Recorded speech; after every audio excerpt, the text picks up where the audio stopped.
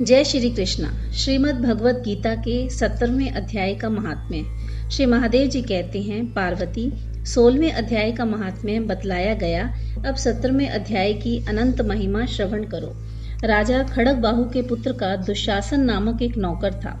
वह बड़ी खोटी बुद्धि का मनुष्य था।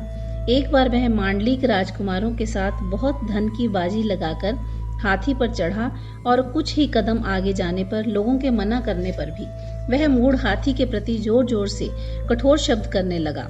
उसकी आवाज सुनकर हाथी क्रोध से अंधा हो गया और दुशासन पैर फिसल जाने के कारण पृथ्वी पर गिर पड़ा।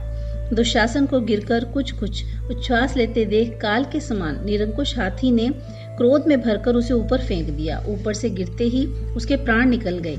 इस प्रकार कालवश मृत्यु को प्राप्त होने के बाद उसे हाथी की योनि मिली और सिंहल द्वीप के महाराज के यहाँ उसने अपना बहुत समय व्यतीत किया। सिंहल द्वीप के राजा की महाराज खड़गबाहु से बड़ी मैत्री थी, अतः उन्होंने जल के मार्ग से उस हाथी को मित्र की प्रसन्नता के लिए भेज दिया। एक दिन राजा ने श्लोक की समस्या पूर्ति से संतुष्ट होकर किसी कवि को पुरस्कार रूप में वह हाथी दे दिया और उन्होंने 100 स्वर्ण मुद्राएं लेकर उसे मालव नरेश के हाथ बेच दिया। कुछ काल व्यतीत होने पर वह हाथी यत्न पूर्वक पालित होने पर भी असाध्य ज्वर से ग्रस्त होकर मरणासन हो गया। हाथीवानों ने जब उसे ऐसी शोचनीय अवस्था में देखा तो राजा के पास जाकर हाथी के हित के लिए शीघ्र ही सारा हाल कह सुनाया। महाराज, आपका हाथी अस्वस्थ जान पड़ता है। उसका खाना पीना सोना सब छूट गया है। हमारी समझ में नहीं आता इसका क्या कारण है।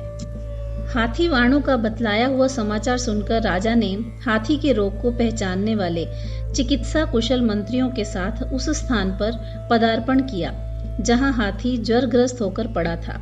राजा को देखते ही उसने ज्वर जनित वेदना को भूलकर संसार को आश्चर्य में डालने वाली वाणी में कहा, संपूर्ण शास्त्रों के ज्ञाता, राजनीति के समुद्र, शत्रु समुदाय को परास्त करने वाले तथा भगवान विष्णु के चरणों में अनुराग रखने वाले महाराज, इन औषधों से क्या लेना है। वैद्यों से भी कुछ लाभ होने वाला नहीं। दान और जप से भी क्या सिद्ध होगा। आप कृपा करके गीता के 17वें अध्याय का पाठ करने वाले किसी ब्राह्मण को बुलवाइए। हाथी के कथनानुसार राजा सब कुछ वैसा ही किया। तदंतर गीता पाठ करने वाले ब्राह्मण ने जब उत्तम जल को अभिमंत्रित करके उसके ऊपर डाला तब दुशासन गज योनि का त्याग करके मुक्त हो गया। राजा ने दुशासन को दिव्य विमान पर आरूढ़ एवं इंद्र के समान तेजस्वी देखकर पूछा, तुम्हारी पूर्व जन्म में क्या जाति थी, क्या स्वरूप था, क्या आचरण था और किस कर्म से तुम यहाँ हाथी होकर आए थे। ये सारी बातें मुझे बतलाओ।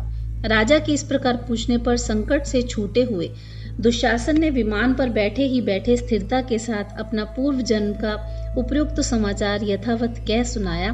तत्पश्चात नरश्रेष्ठ मालव नरेश भी गीता के 17वें अध्याय का पाठ करने लगे। इसे थोड़े ही समय में उनकी मुक्ति हो गई। जय श्री कृष्णा।